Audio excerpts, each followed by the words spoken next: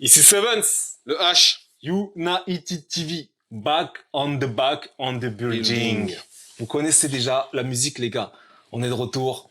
Et cette fois-ci, nouvelle vidéo sur l'OM. L'Olympique de Marseille. Exactement. Donc là, on prend l'accent du Sud pour parler. Plus sérieusement, les gars, avant de commencer ça, n'oubliez pas, abonnez-vous. Activez la cloche, c'est très important pour recevoir toutes nos nouvelles notifications. Très important, on compte sur vous, les gars. Commentez, lâchez des j'aime et surtout, partagez à toutes les personnes que vous connaissez qui pourraient être intéressées par nos vidéos. Ok? C'est parti. Alors le H. Oui. Nouvelle vidéo, nouveau sujet. Oui.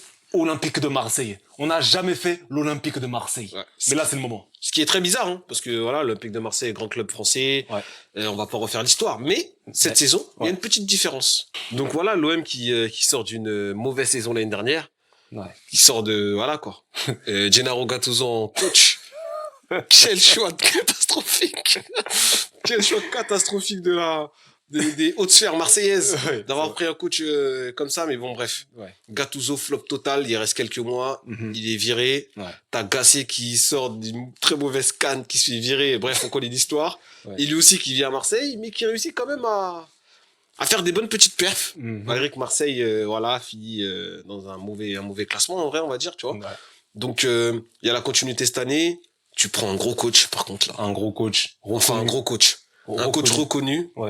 Par son style de jeu, par comment motiver les joueurs, tout ça.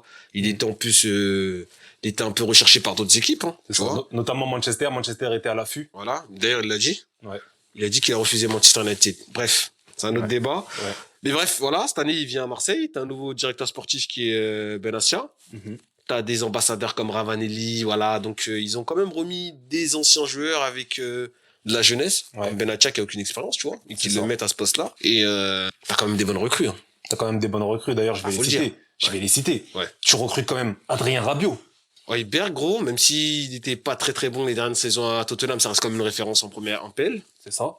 Neil Maupay. Maupay, attaquant serviable. Raoult. Ouais, jeune. Jonathan Raoult, là. Jeune, ouais. Rui, expérience. Wai, la jeunesse, la fougue. Et surtout, les gars, surtout, Mason Greenwood. Et qui récupère Greenwood en catimini. Hein, et on sait pas comment le micmac s'est fait, mais bref. Benassia sûrement. On sent qu'il a le bras long, que vraiment il connaît vraiment. Surtout les menaces imposantes de Mehdi. Mais bref. Je sais pas ce qu'il a fait, mais il a fait un coup de magie. Longoria laisse la raconte. Voilà, Il s'en protéger le gars. Mais il parle pas trop. Il parle pas trop. Il fait le truc propre. Voilà, ils ont fait le transfert propre, en tout cas avec Greenwood, tu vois.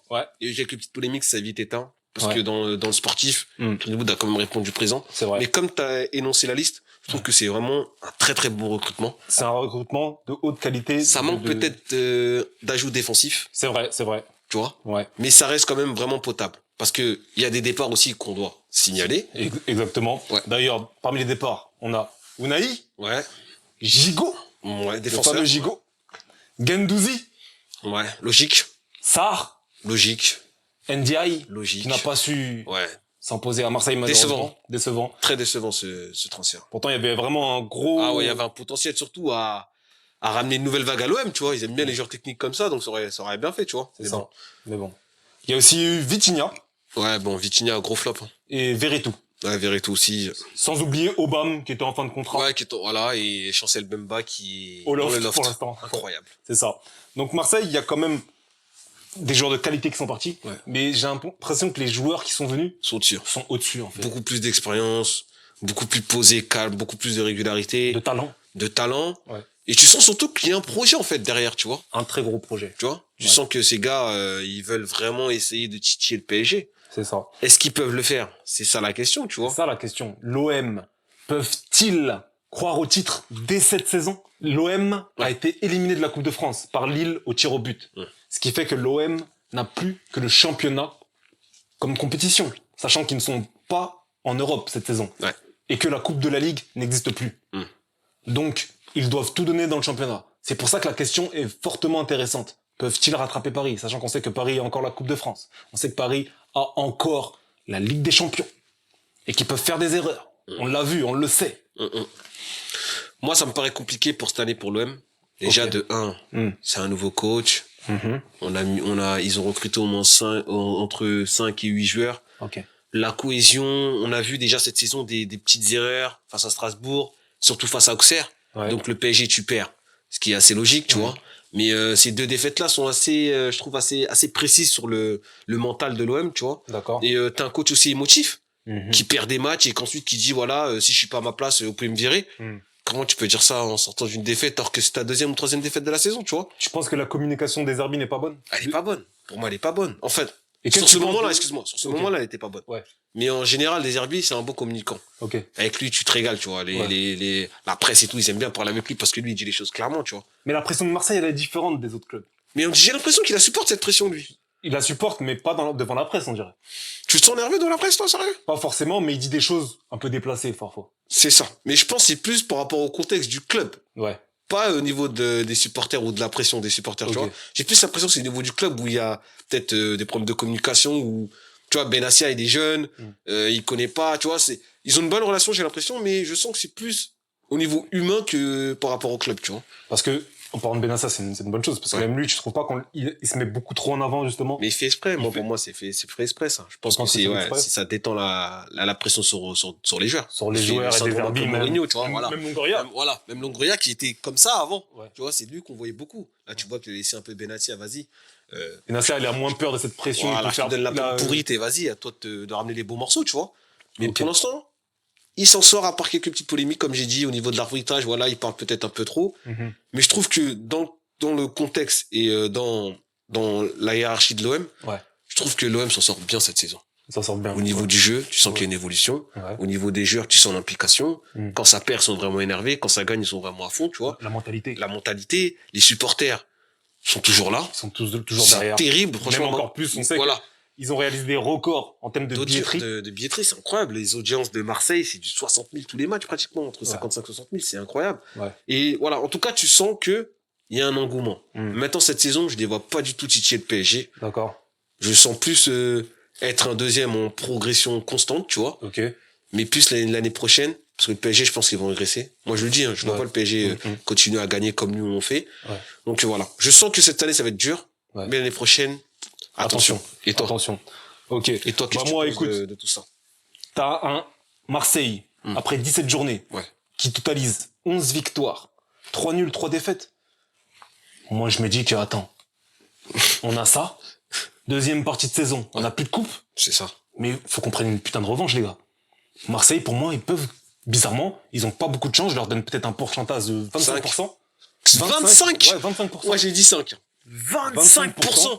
Pour moi, ils peuvent vraiment remporter le titre. Il suffit de ne plus perdre aucun match et surtout de gagner pratiquement tous les matchs. Surtout les chocs. Là, tout à l'heure, tu m'as cité Auxerre, Strasbourg, Paris. Si dans la phase retour, par exemple, ils remportent ces 3 matchs-là, et ainsi que les autres chocs, attention à l'OM. Bien sûr, il y a très peu de chance. 25, je suis peut-être allé un peu fort. Mais, c'est pas impossible. On a vu que Paris, ces derniers temps, en France, ils ont perdu des titres. Que ce soit face à Lille, Monaco, Montpellier. Ils ont toujours eu dans leur histoire des trous, en fait. Des trous. Et c'est pas impossible. Maintenant, ça reste à voir. Je pense pas que ce soit forcément réalisable cette saison, comme tu l'as dit. Mais attention quand même, dans le foot, rien n'est impossible. On voit même Liverpool là qui est en train de trépigner alors qu'on les voyait déjà loin, tu vois. Donc pour moi, un retard, ça peut très vite se combler. C'est vrai. Il suffit juste qu'il y a quelques cailloux dans la roue pour que tout s'écrase. C'est ça. Et comme tu l'as dit, si le PSG fait une erreur en Ligue des Champions et les gens sont éliminés, séisme total. Là, par contre, l'OM a un coup à jouer.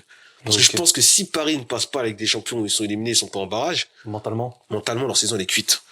Vu tous les bifs qu'il y a avec le coach, là. Même si ça s'est calmé un peu. Barcola qui était énervé, je sais pas quoi. Dembélé, voilà. Koulibaly, le traitement. Kipembe aussi, Skip, il est pas content parce qu'il joue pas, je sais pas quoi. Donc, tu vois, ça peut être assez spécial. Donc, à voir, franchement, à voir. Mais c'est excitant tout ça. C'est excitant. On va dire la vérité. Les gars, dites-nous en commentaire ce que vous pensez de tout ça. Parce que, comme le H l'a dit, c'est très excitant. Là, l'Olympique de Marseille, C'est excitant. On a fait le tour, mais je voudrais juste revenir une minute sur un petit joueur, Ouais, je qui est sais. évidemment Mason Greenwood. Que Exactement. penses-tu de la saison de Mason Greenwood? Il fait une grosse saison. Je vais Oui. pas dire une grande saison ou un truc exceptionnel. Oui. Il y a 3 mois, je t'aurais dit un truc exceptionnel. Ouais. Mais là, ça s'est un peu calmé. Ouais, il retourne dans ses standards de joueur bons. Mais il est vraiment, vraiment, vraiment bon dans les matchs. Pas tous les matchs. Ouais. Tu vois, tu sens qu'il y a quand même un manque de régularité aussi. Deserbi l'a signalé d'ailleurs. Ok, je savais pas, mais il a signalé. Il a signalé, il était pas très content des performances de Greenwood. Ouais. Il trouve qu'il défendait pas assez C'est ça. son implication en fait. C'est ça en fait. Parce qu'il marque dans des matchs. Ouais. Mais il y a pas de... En fait, son pic, c'est les buts. C'est ça. Il y a pas de... Ouais, pendant 20 minutes, franchement, il a tué son défenseur. Ouais, il a ouais. cassé les reins, il a fait une passe D, ou tu vois. Mm. Il marque des pénaux, ce qui est bon pour lui. Mm. Mais ouais, franchement, recrue de l'année pour moi en Ligue 1. Ouais. Ça se tape avec un João Neves. Ouais. Mais pour moi, c'est la recrue de cette année. Ouais. Il est bon des 2 pieds, il marque.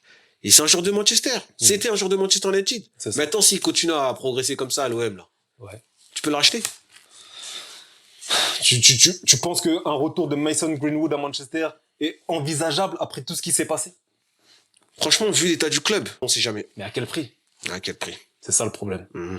Je pense que là, faut plus compter sur un retour de Greenwood personnellement. Ah ouais, t'es Ouais. face tout ça, toi? J'efface. Il est bien à Marseille, je pense qu'il restera cette saison et au minimum la saison prochaine. Ouais, il va pas rester, lui. Et après, il partira dans un autre top club, mais sûrement pas Manchester United. Ok. Vu la situation, comme tu l'as dit, Mm. il va pas aller s'engouffrer dans un truc où il sait déjà qu'il a des problèmes. C'est vrai. J'avoue. Voilà.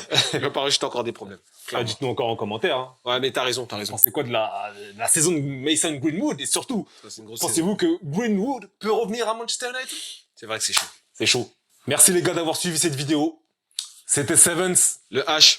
United TV, vous connaissez, on est ensemble.